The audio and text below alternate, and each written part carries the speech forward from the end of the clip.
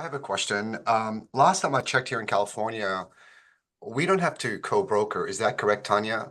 And are there any states in the nation that do is it mandatory to co-broker deals? Um, to my knowledge, the only place that where they do a lot of co-brokering of business transactions is Florida, and that is because Florida Business Broker Association has their own MLS specifically for business. And if you are selling businesses in Florida, more than likely you belong to that Florida BDS. And so they do require it. I mean, that's one of their requirements of membership is that you have to put listings into their MLS system and they require that you co-broker. Other Yeah. than that, there are no requirements to my knowledge. And in fact, when you get into the larger, the lower middle market transactions and things of that nature, um, buyers pay their own they have their own representation and they pay for their own representation, as do the sellers. And so you don't have, you know, depending on your definition of co-broker, most people, when they're talking about co-brokering, are talking about the seller's broker paying the buyer's broker. Exactly. Yeah. Yeah. Yeah. And so there is not, when you get up in lower middle market transactions and all of that, there's none of that actually. You Yeah. just, the buyers have their own representation, they pay for it. It's very common. Yeah, I've got the buyer's broker chasing me down for the buyer's commission. And they already signed the BRCC through car forms, which is the buyer representation for the broker's commission. So I'm like, you need to look at what you signed and what you should have read what you signed as well. So it's kind of crazy. I was just kind of like thinking, I'm like, did we revert to a co-brokering state now? And I'm like thinking, I'm like, did we really do that? So I just wanted to make sure that I was safe by, letting her know that this is not the case and we weren't co-brokering on this deal. Well, I think that's, that's a decision that you make up front, with the other agent when that broker or agent comes to you and says, "Hey, I am representing a buyer," and it's like, "Great. Do you have a buyer representation agreement?" Yeah. And because at that point, at that stage, right at the beginning, you can determine based on their level of experience whether or not you want them involved in your transaction, or whether or not you want them just to refer, you want to just pay them a referral fee and have them give you the buyer so that you can do your own transaction and not have to deal with it. So, I will, it's rare that, because of the way that we advertise businesses, most of the time you have the buyer that's coming directly to you, because we advertise, the business sales are advertised confidentially. So there's not, usually the buyers are coming directly to us. It's rare that brokers will approach us, but when they do, if like there are certain brokers within CAB that I know they've been, I'm happy to co-broker a deal with them because I know they know what they're doing. They've been CAB members for a long time. They have been business brokers for a long time. They understand what's involved in the business transaction. They're going to carry their end and they're not going to mess up the deal. So at the Right. end of the day, we want to get the deal done. And if they can be part of that, great. I'm fine with that. But I've been selling businesses since 2006, and I think I've co-brokered successfully closed transactions where buyer had another agent. We were co-brokering maybe 3 or 4 times in 16 plus years. Yeah.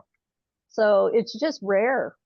I Yeah. mean, I've said yes to people before where, and just deal never went through, buyer backed out for one reason or another, just, so. Tanya, I would imagine this is why we do the agency confirmation sheet in SkySlope, correct? Yeah. Yeah, I mean, you have an agency confirmation, but you know, it's really more than that too, because I spent a good year back in, I don't even know what year, 2012 or 13 maybe. I spent about a year trying to figure out a good way to do buyer representation and to make it productive and successful. And so when I was, you know, I had some really good buyers. They were very strong. They were looking for good sized businesses, you know, $1 million plus businesses. They signed buyer representation agreements. They agreed to pay my fee, you know, and so when I was dealing with other brokers, I would tell them, I have a client interested in the business you're representing. I have a contract representation agreement exclusive with my buyer. My buyer has agreed to pay my fee. Will you provide the documents? You know, provide the information that I need. Some would, some still wouldn't. Some still wouldn't, even though my buyer was going to pay my fee. They were just like, you know what? I don't want anybody else involved in my deals. So, but it was, there were a lot of them that said, oh, okay, well, if your buyer's paying your fee, I'll go ahead and provide the documents. I'll provide the financials, tax returns, and so forth. So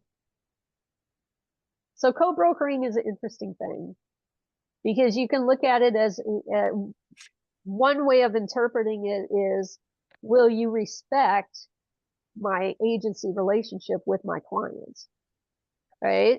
And there are a lot of brokers that will go ahead and do that as long as you're not trying to have them pay you.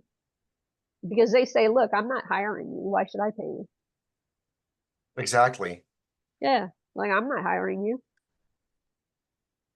So you mean So to say they're not cooperating with other brokers? I'm sorry, what?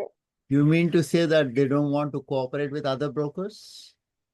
The listing Well, they agent? will. What I'm saying is that it depends on your definition of cooperate. So if your definition of cooperate is respecting the agency relationship and providing information, then yes, they may be willing to do that. Are they willing to pay you to represent your client? No, because you're not doing them any favors.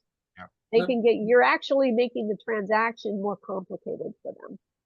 I understand, but here you clearly told them that you are representing a buyer and they are representing the seller. Yeah. So if they are representing the seller, when you ask them for the documents, they are supposed to cooperate with you, right? Not necessarily. Business sales are confidential, and there's no requirement that they cooperate. So when they get the listing agreement, don't that say that you need to cooperate with other brokers? No, listing agreement says at their discretion. Uh, And think about that. I mean, that's necessary because if you have another broker who has never done a business transaction ever, because their focus is on luxury homes, then why would you want them involved in your business deal? They don't know how to contribute in a meaningful way. They don't know your paperwork. They don't understand due diligence. They've never been through it before. So why would you want to pay them? It's one thing to say, hey, if your client wants to pay you and you have no experience, that's their problem and whatever. I'm not going to pay you. no, they're not paying, but they're not cooperating here, right? They want to do their own transaction by bringing their own buyer. That's what you're trying to say, right? They want to do their own transaction. They may be willing to pay a referral fee, but they don't want the other agent involved in their transaction because they Okay. don't want to mess it up. Okay. But normally all the agreement, again, you can change the agreements, but basically the agreements, the default language is when you have an agreement, it says that you need to cooperate with the other brokers, right? Don't that say in the agreements? Well, mine don't say that. Mine say it's at the broker's discretion.